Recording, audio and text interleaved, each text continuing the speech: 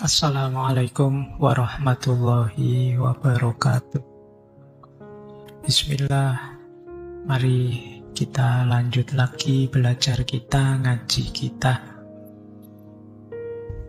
Jadi intinya ngaji filsafat itu ya ngaji, kita belajar ya.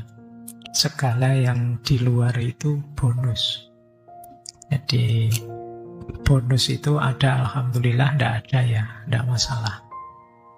Bahkan termasuk pemahaman kita, kepandaian kita, itu ya anugerah sebenarnya bonus. Karena yang bisa kita lakukan hanya belajarnya. Maka ayo kita mulai ya, nawaitunya belajar. Baik, kita mulai nggih. Problem, ilusi, dan kesadaran. Kalau dari tempat saya ini kan ada suara hujan. Nah, suara hujan itu kalau saya berhenti di suara itu bisa ilusi. Ternyata bukan hujan, mungkin mobil lewat. Nah, tapi kalau saya noleh ke sana, oh iya, hujan, gerimis, oh iya, nah, itu seperti alegori gua tadi. Ya, jadi kalau dari narasi-narasinya Plato, berarti dalam hidup kita itu ada bayangan, ada realitas yang sejati. Kalau orang berhenti di bayangannya sendiri, dia terjebak ilusi. Tapi kalau dia sudah mulai masuk ke realitas yang lebih sejati, dia mulai sadar. Ilusi berarti termasuk minggu lalu orang berhenti di opini, tidak di pengetahuan. Yang di pengetahuan berarti kesadaran. Orang yang terjebak ilusi berarti ikut arus saja. Orang yang sadar itu orang yang mau berpikir kritis. Hidup dalam ilusi berarti hidup dalam kegelapan. Kesadaran berarti kita ketemu cahaya. Orang yang hidup dalam ilusi berarti orang yang tidur. Orang yang sadar berarti orang yang terjaga. Ini pembanding-pembandingnya ya. Oke, kita mulai sekarang. Apa yang harus kita lakukan menghadapi hidup yang ternyata isinya banyak ilusi? Ayo kita mulai. Lagi-lagi saya ingatkan karena hujan, dibayangkan tadi helmmu menghadap ke bawah apa ke atas? Kalau helmmu menghadap ke atas itu alamat nanti jadi ceduk kalau kamu mau itu. Boleh diselamatkan dulu, enggak apa-apa. Saya khawatir kalau yang bawa-bawa apa di motornya. Ya, kita mulai. Apa yang harus kita lakukan biar tidak terjebak ilusi, biar tidak berhenti di bayangan, biar tidak nyaman di kegelapan? Ada beberapa hal. Yang pertama, sadar. Jadi, langkah pertama itu bukan keluar, tapi sadar. Sadar bahwa saya itu terpenjara, saya itu terkurung oleh bayangan-bayangan, oleh persepsi, oleh opini, oleh pandangan masyarakat, dan lain sebagainya. Ini penting, karena kalau kita tidak sadar, kayak ceritanya gua tadi, orang harus maksa-maksa kalian keluar. Dan kalian akan tersakiti ketika dipaksa melihat cahaya, meskipun akhirnya menguntungkan. Tapi kalau kalian sadar, tidak perlu dipaksa, kalian akan mencari cahaya sendiri. Maka proses sadar ini penting.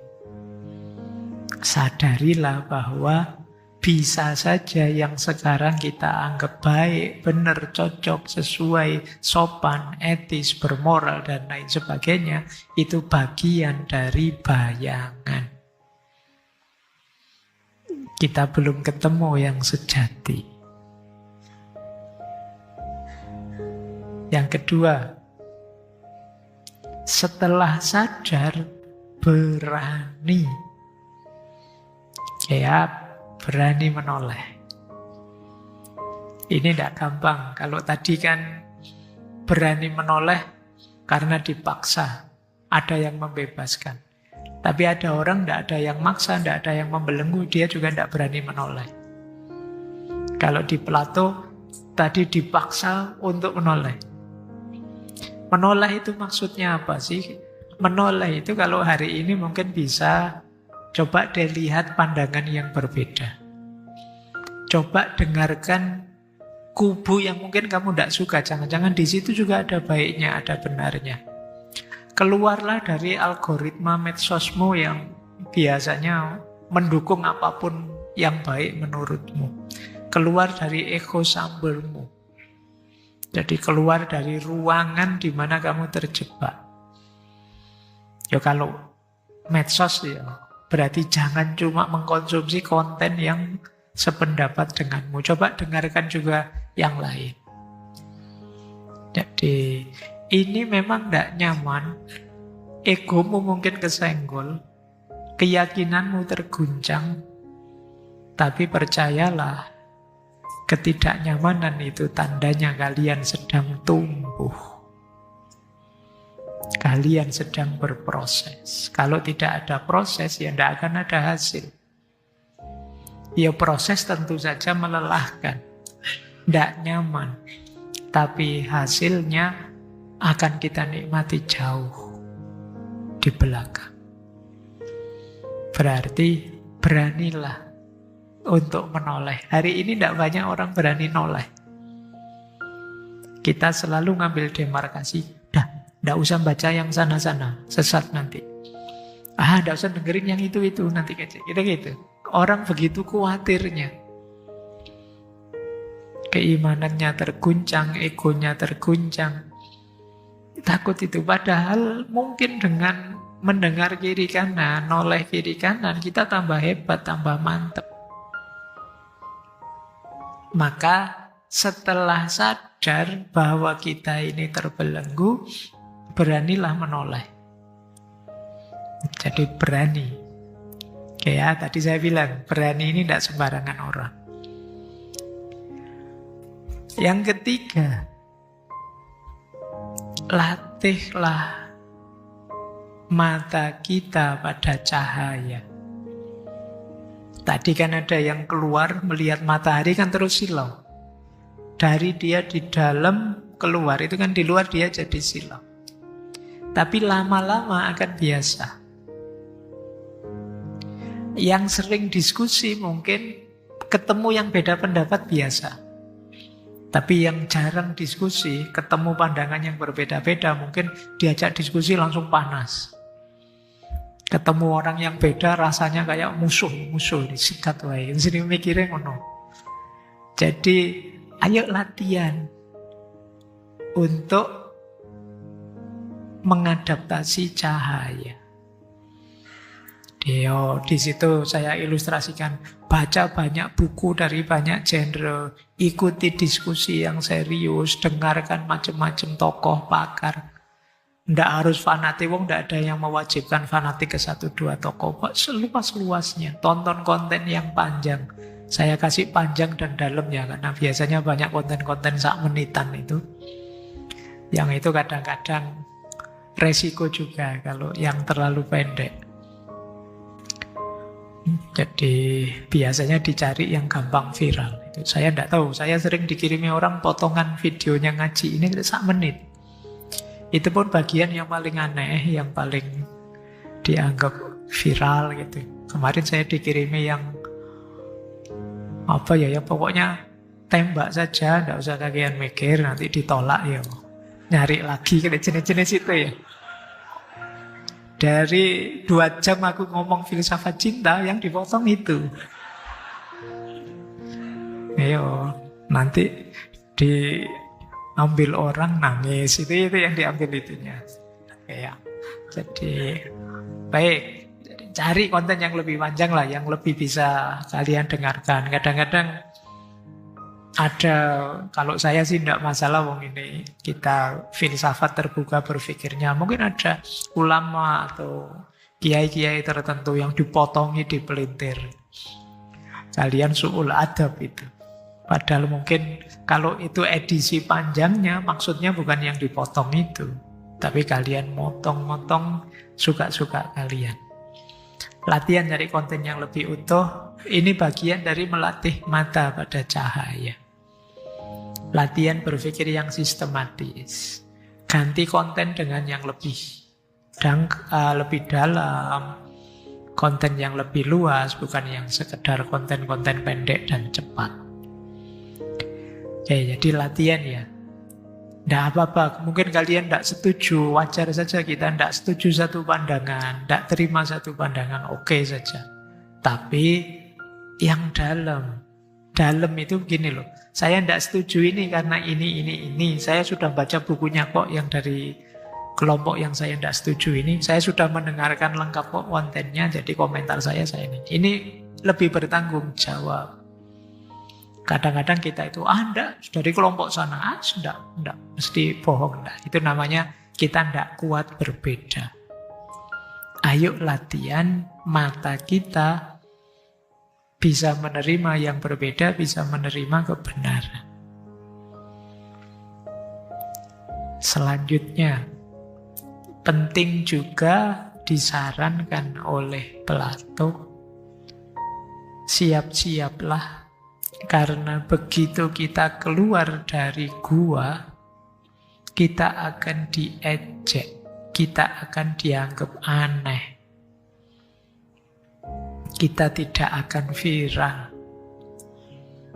Kenapa kita tidak mainstream? Jadi, mungkin teman-teman ingat, saya tiba-tiba ingat ada cerita Sufi yang dari bukunya Idris Shah itu. Jadi satu ketika semua air di dunia ini membuat orang lupa diri. Ini sebenarnya cerita-cerita Sufi untuk yang ada rahasianya. Nah, sehingga siapapun yang minum air, ya dia terus jadi lupa diri. Kecuali hanya tinggal satu orang yang dia sadar, ini kalau saya minum, saya ikut edan kayak yang lain. Nah, saya ikut lupa diri kayak yang lain. Maka dia bertahan mati-matian tidak minum. Sehari, 2 hari, 3 hari dia bisa. Tapi lama-lama kok tidak betah ya. Ternyata waras sendirian di tengah banyak orang edan, itu berat. Itu persis seperti Ronggo Warsito kan. Ketika di Serat Kolotida beliau bilang ya, amenangi zaman edan, ewuh oyo ing pambuti, serba salah. Jadi kepingin edan, tapi kok ya ndak kuat, ndak mampu. Kalau edan, dia terus gimana? Kalau saya tidak edan, tidak kebagian apa-apa. Tapi kalau saya edan, mosok saya milih edan. Ya, ini serba salah. Ya meskipun oleh Ronggo Warsito disimpulkan sak bekjo-bekjone wong edan tetap luwih bekjo wong kang eling lan waspada. Jadi, tapi ya itu tadi. Tadi kan ada berani. Kalau ini kita harus kuat. Mungkin ada yang mencemooh, ada yang menyesatkan, ada yang menuduh kita sudah nyimpang, sudah nyeleweng. Kita harus kuat. Ya, siap tidak populer, siap tidak disukai, siap tidak dianggap relate. Karena yang lain jalan ke utara, kita sendirian ke selatan. Maka siap sepi bagi para pejuang kebenaran. Terus, terakhir, apa yang harus kita lakukan? Kembali ke gua, tapi dengan bijak. Tentu saja kita kasihan melihat orang lain, saudara kita, teman kita, sahabat kita, kok tidak tercerahkan. Jadi kok tidak sadar bahwa mereka terjebak oleh ilusi, oleh bayangan. Itu kan berarti kita tergerak untuk ngajak mereka. Ayolah menuju cahaya, ayolah menuju cerah. Nah, berarti apa? Kembali lagi ke gua, seperti orang tadi. Tapi diingat-ingat ya, kembali ke gua bukan untuk menghina, bukan untuk pamer, bukan untuk merasa suci. Kan ada itu yang kembali ke gua tapi terus menertawakan yang lain. Kalian sesat, kalian cemen, kalian itu pokoknya merendah-rendahkan yang lain. Tidak, bukan itu. Kembali ke gua untuk mendidik, menyebarkan cahaya, mengajak dialog biar orang tercerahkan. Santun, kemudian tidak reaktif, akhlak dan adabnya dipakai, dan lain sebagainya. Ini yang harus kita lakukan. Jadi tidak sewenang-wenang, tidak mentang-mentang. Baru ngaji filsafat sekali dua kali, nanti kembali ke kos-kosan, ke rumahnya mentang-mentang. Kamu ngerti apa? Kamu tidak ngerti alegori gua. Kamu tidak ngerti, nanti mau menertawakan. Tidak, itu tujuannya. Jadi tujuannya mungkin ngajak dialog biar temanmu juga tercerahkan. Menunjukkan jalan yang lebih bagus. Dan lain sebagainya. Jadi inilah yang harus kalian lakukan. Lanjut. Mungkin ada yang tanya ini. Pak, saya kayak gitu-gitu sudah lama tahu, Pak. Tapi kok tidak sadar-sadar. Saya kok tidak segera keluar dari gua, Pak. Kenapa kok bisa begitu? Ya kita cek ya. Ini masih berangkat dari alegori guanya Plato. Kenapa kita tidak segera sadar? Padahal sudah tahu loh. Ini ada jarak antara tahu dengan sadar. Kenapa kita tidak segera sadar? Yang pertama, mungkin karena kita sudah terbiasa hidup dalam gua. Terbiasa menerima apa adanya, terbiasa tidak bertanya, terbiasa tidak terlatih berpikir kritis. Terbiasa menganggap ya sudah biasanya begitu, yang benar ya berarti itu yang benar. Ini yang sering jadi masalah. Biasanya begitu pas, berarti ya begitu.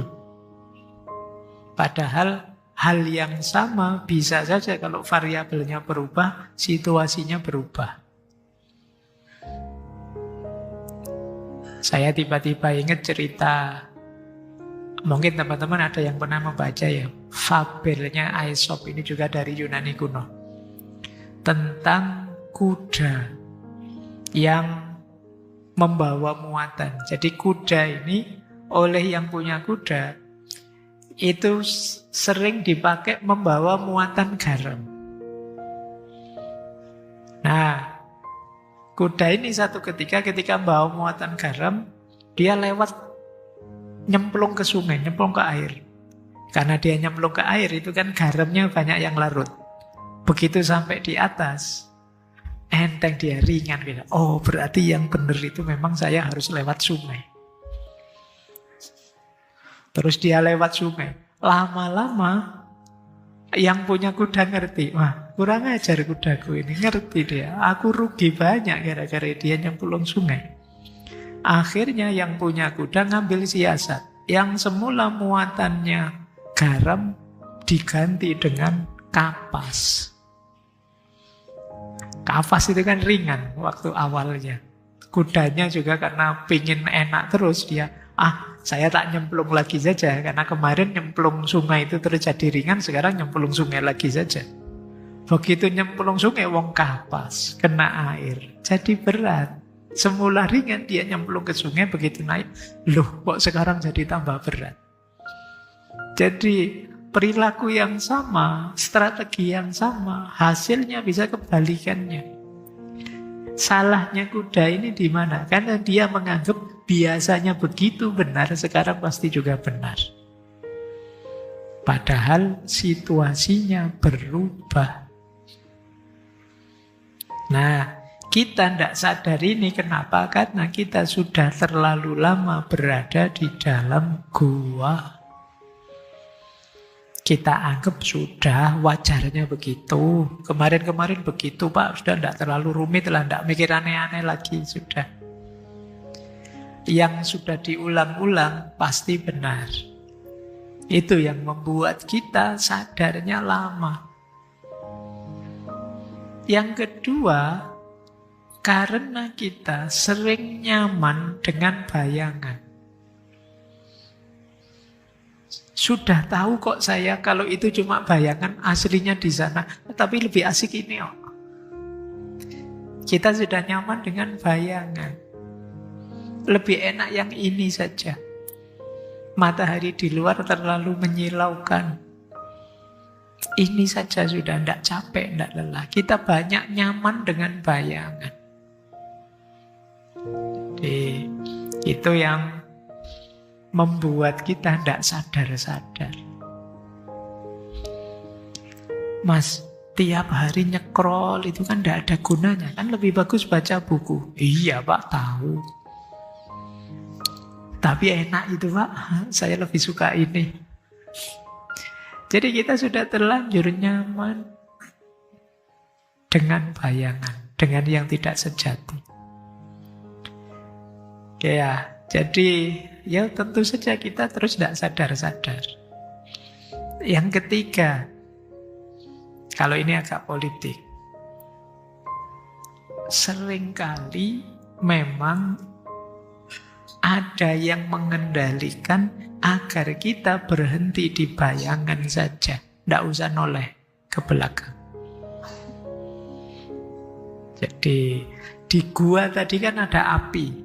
Api itu yang jadi pengatur bayangan yang dilihat di dinding. Hari ini mungkin api itu bisa kita, mungkin kekuasaan, mungkin media, mungkin algoritma, mungkin buzzer, itulah apinya. Yang membuat kita stuck di situ. Jadi kita merasa melihat yang sejati padahal tidak. Diatur biar itu saja sudah yang dilihat. Ada belenggu yang membuat kita hanya melihat itu saja. Nah, kalau ini agak politis, ada hubungannya dengan kekuasaan. Mungkin ada yang diuntungkan dengan kita hanya melihat bayangan saja. Jangan tahu yang sejati, nanti rugi saya. Kamu tetap itu saja. Jangan terlalu pinter, nanti menyusahkan. Sudah biasa-biasa saja. Nah, jadi memang ada yang ngatur biar kalian berhenti di bayangan saja. Jangan terlalu dalam masuk ke kebenaran. Yo, kalian yang rajin ngaji filsafat jangan terlalu pinter ya. Nanti ganti saya, susah saya. Kalau terlalu hebat, wah ya, nanti tidak ada yang undang saya. Nanti mikirnya ke sana. Jadi terus saya atur sedemikian rupa gimana caranya biar kalian bagian yang pinggir-pinggir saja lah ya. Oke ya. Jadi ini yang dimaksud api tadi. Jadi ada api yang mengatur bayangan, yang membuat kita terus terlena terus, tidak sadar-sadar sampai sekarang. Oke, lanjut ya. Semoga setelah tahu kalian jadinya terus sadar.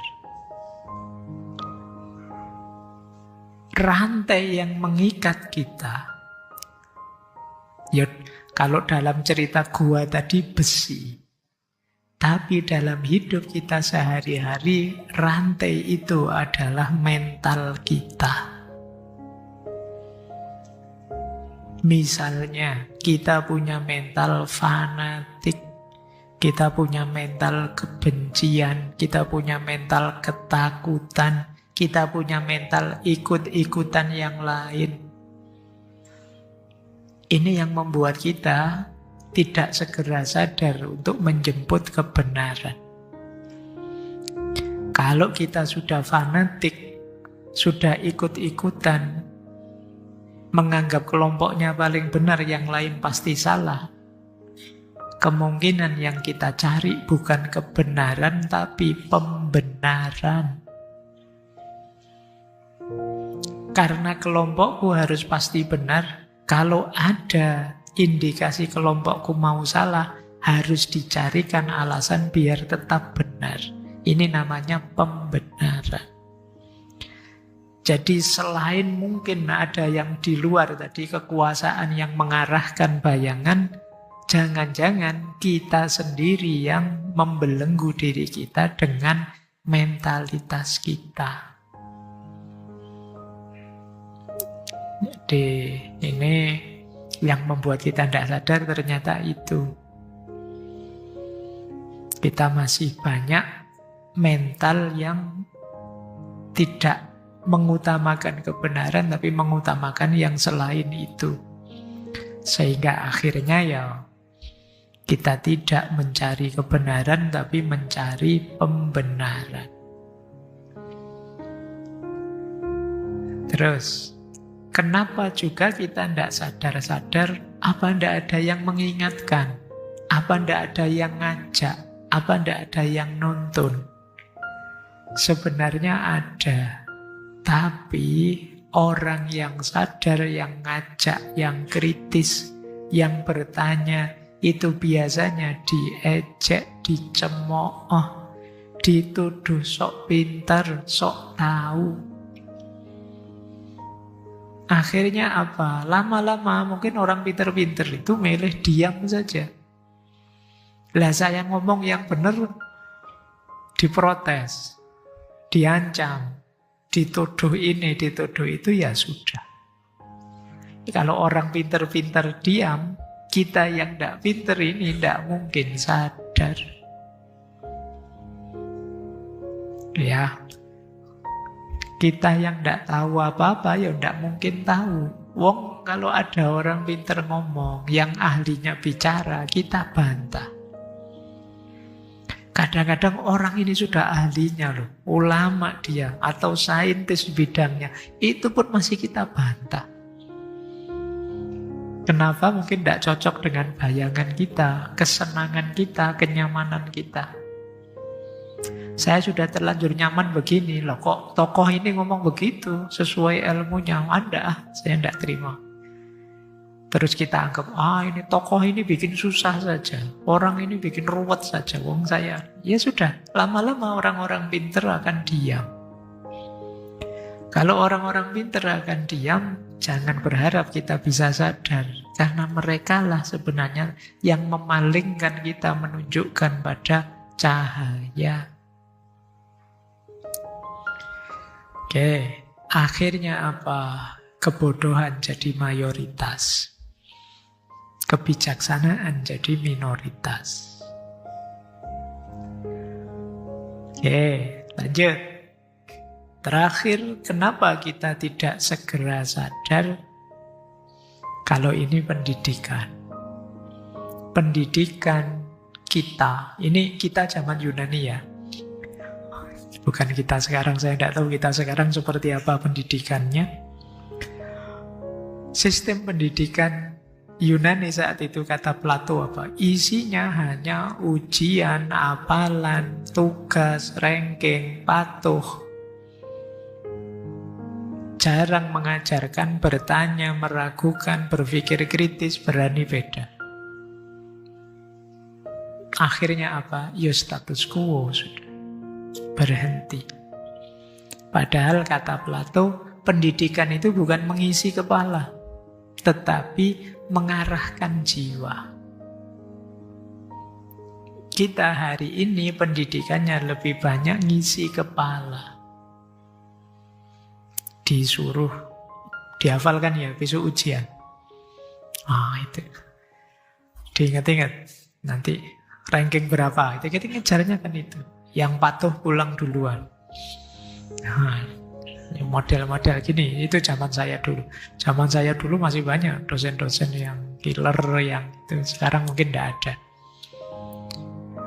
Jadi pendidikan.